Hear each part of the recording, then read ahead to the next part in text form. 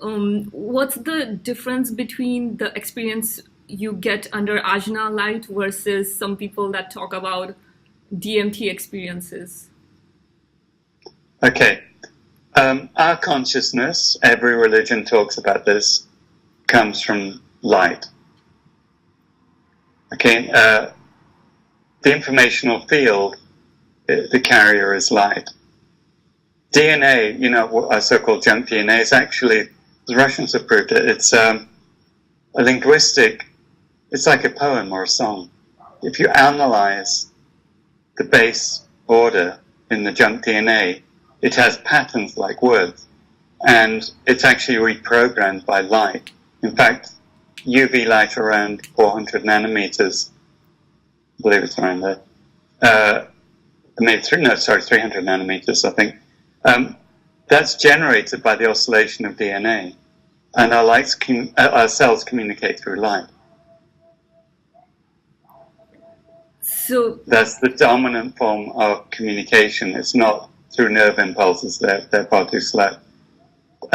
So the light, when we connect to spirit,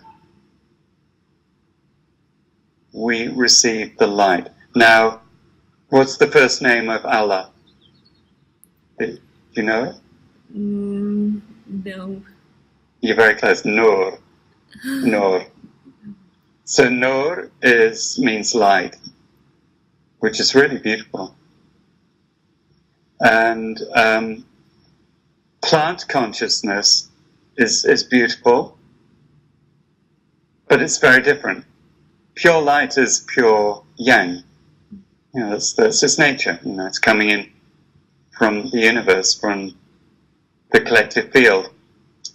The yin energy is nature as it's exposed on the planet. So plants and animals, like the frog, like Sapo and everything, their consciousness is superimposed on the DMT, because you're getting an introduction to what it's like to be in that level of consciousness, which is beautiful and powerful, but it's not human consciousness. One's not better than the other, but they're complementary. They're the opposite. So, for example, I've had a number of experiences, and they're gateway opening experiences, like ayahuasca and LSD and Sapo and things like that. I don't go seeking them. When they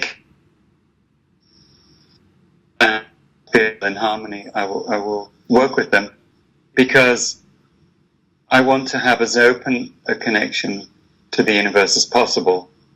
Not just to be constrained into my conditioned self, right?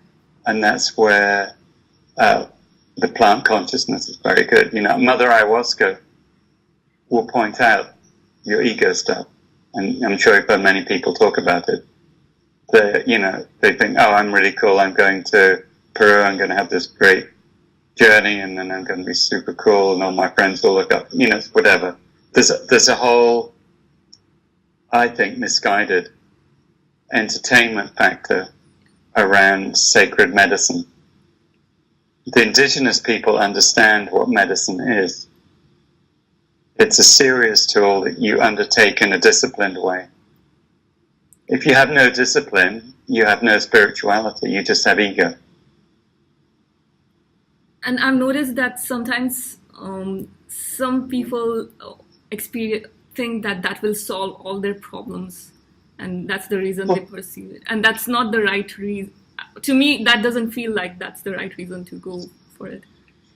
The irony is it's taking the most unnatural approach to life, which is the AMA, take a pill and fix everything. Watch a movie and your problems will go away. Eat this junk food and you'll feel happy. It's the manifestation of laziness, when it comes down to it. I'm sorry, but that's true. It's lazy thinking and irresponsibility. And it's up to, people are able to do whatever they want. And they will fool themselves that entertainment is spirituality. But it's not. Entertainment is hard work. But it's hard work based on self-love. The problem is babies come, in a neutral way. They're programmed to disconnect. They're programmed to be self-negating, to be reactive. And that's the journey of the soul particularly into our modern culture. There's, very little nature for the soul to feel at peace with. So in this unnatural world, all stimulation disconnects the consciousness even further. Now, to my mind, the old ways, the disciplined ways, are the real way of coming back to be ready for your last breath, to have a very peaceful and joyful last breath.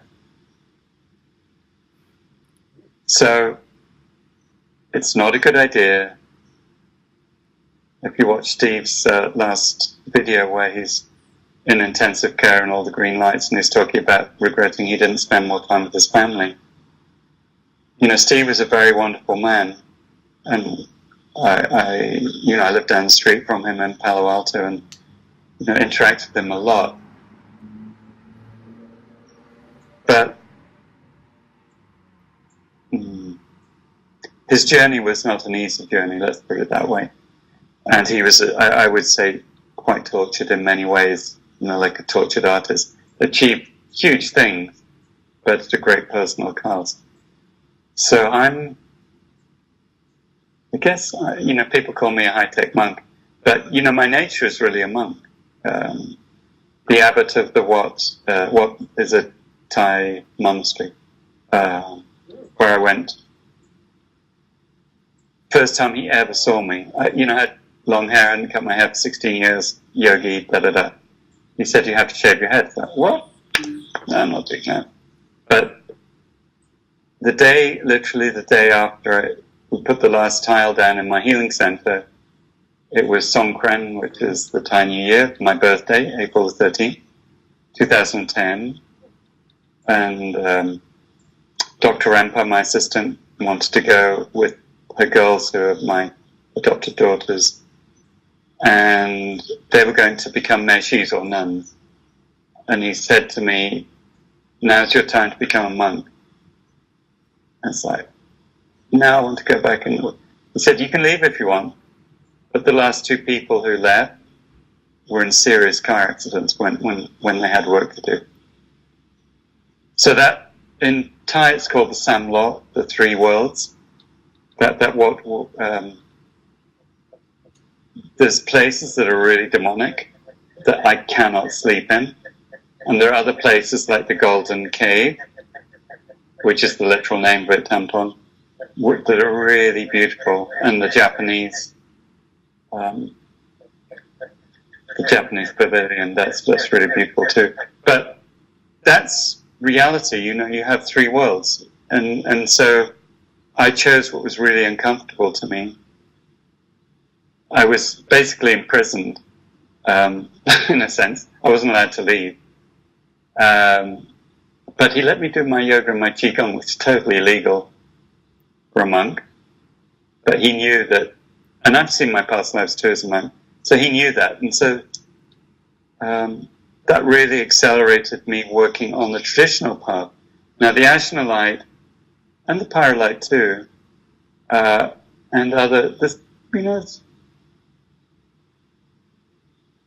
spiritual technology like mala beads, statues, things that create sacred space for you.